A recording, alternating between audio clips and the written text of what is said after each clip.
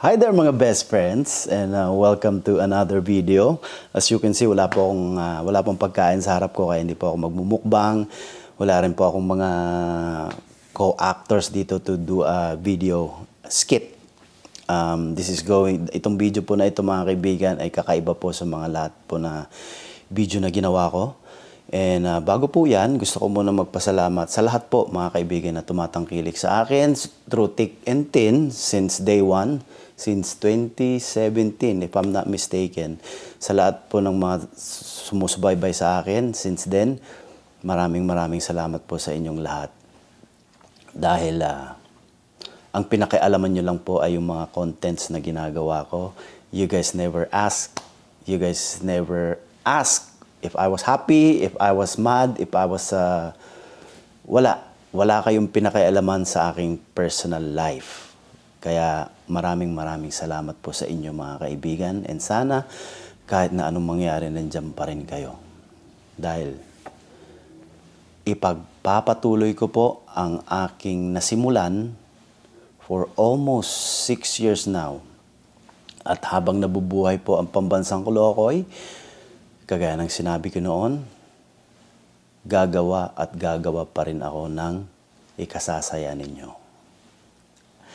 Sa mga kaibigan, sa mga naghahanap naman po, ito na lang every time I post a video, sa lahat po na naghahanap, kay mga nagko-question, okay, nasaan na si Marites? How come wala na si Marites sa mga videos mo? Hiwalay na ba kayo ni Marites? Okay. Para po magkaroon na po kayo ng peace of mind and hopefully matapos na yung mga iniisip-isip nyo, what's going on in your mind, in your brain. Yes, mga kaibigan, me and Marites, we are no longer together. Wala na po kami ni Marites. And ayaw ko pa sana magsalita kasi meron pang kaming process na ginagawa ngayon. Pero yun na nga, dahil nga sa dinami-dami po ng mga nagka-question, ewan ko kung pare-parehas lang yung tao na yun, I don't know. Hindi ko alam. Para na rin siguro maliwanagan yung isip ninyo, para na rin manggaling sa akin, kasi yun naman po talaga ang gusto ninyo. How come hindi ako nagre-reply sa mga comments ninyo tuwing hinahanap nyo si Marites? Is because sa akin po sana, what's going on sa aming private life, sana hindi na dapat nilalabas sa social media. Unlike other vloggers na they would vlog everything about their lives, about what's going on. But for me, sa akin kasi mga best friends, kung good vibes lang. There's no drama. Yun po ang para sa akin lang. Pero dahil nga non-stop ang mga nagtatanong, okay, pagbibigyan ko kayo, ayan, nasabi ko na, me and Marites, we are no longer together. And kung tatanungin nyo naman po, am I with someone else? Yes, I'm with someone else now. And we're happy. Masaya kami. At hindi naman po ako nagsisisi na nangyari yon. Kasi nga, marami po kasing bagay, mga kaibigan. I know, every time you guys see me on social media, me and Marites, parang such a perfect relationship, di ba? Ang dami-daming nagsasabi, idol namin si Marites and si Kolokoy because you guys have a perfect relationship, parang perfect couple kayo. That's social media, mga best friends. Siyempre, alangan namang ipakita mo yung mga tunay na nangyayari in front of the camera. Of course, you're not gonna do that. Because like I said, that's your private life. What's going on behind camera just stays behind the camera. So syempre, dahil good vibes ang aking content, we have to look good. We have to make you guys laugh, not to make you guys cry or get mad. Kaya sa madaling salita, mga kaibigan, there's a lot of things going on behind the camera that you guys don't know. Kaya po nangyayari itong mga ganitong klaseng bagay. Hindi lang po sa akin, marami po. marami.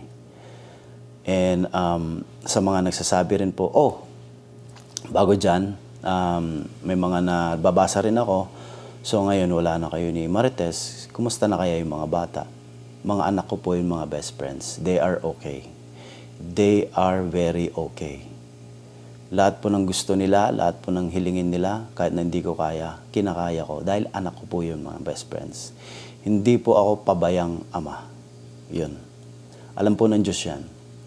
Alam rin po ng mga kaibigan ko, alam po ng mga magulang ko, mga kapatid ko, alam nila yan.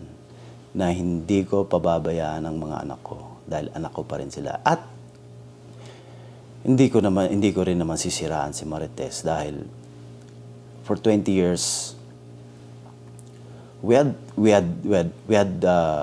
good times rin naman. And plus nanay siya ng mga anak ko. And nag-uusap pa rin kami every once in a while about the kids. And like I said, okay na okay po yung mga anak ko. Okay na okay sila. Sa mga nagsasabi rin mga kaibigan na dahil wala na daw si Marites dito sa mga videos ko. And yes, I don't think that's gonna happen, mga best friends. I don't think magkakaroon pa kami ng video ni Marites. Kaya sa mga nagsasabi na ngayon, dahil nga wala na si Marites, they're not gonna support me anymore. Mga best friends, hindi ko naman kayo tinututukan ng baril sa ulo para panoorin niyo ako. Sa tingin ko naman, meron pa din. Siguro nga, meron pa din sigurong susuporta sa akin kahit na wala na si Marites sa videos ko. Because I started by myself naman. So, I'm pretty sure yung mga sumuporta sa akin since day one, I'm pretty sure they're not, they're gonna live my private life alone. And they're just gonna focus on the videos that I make on social media. I'm pretty sure meron. Kaya kung if you guys are gonna say na you guys are not gonna be supporting me anymore, that's up to you. Hindi ko po kayo pinipilit para suportahan ako dahil nga po wala na si Marites. Pero ito lang ang masasabi ko sa mga matagal nang sumusuporta sa akin. And sa mga hindi na susuporta sa akin, but I'm pretty sure you guys are still gonna be pasilip-silip pa rin kayo. This is not the first video na ilalabas ko on what's going on. Like I said, meron lang akong hinihintay na process na matapos. And when that process is done, marami pa akong gustong sabihin sa inyo and marami pa akong gustong ipakita sa inyo. Pero for now, yun lang po ang aking masasabi na yes, me and Marites, we are no longer together. Wala na po si Marites sa buhay ko. And yes, I have someone else. And we are so happy together. Yun lamang po mga kaibigan. Maraming salamat po.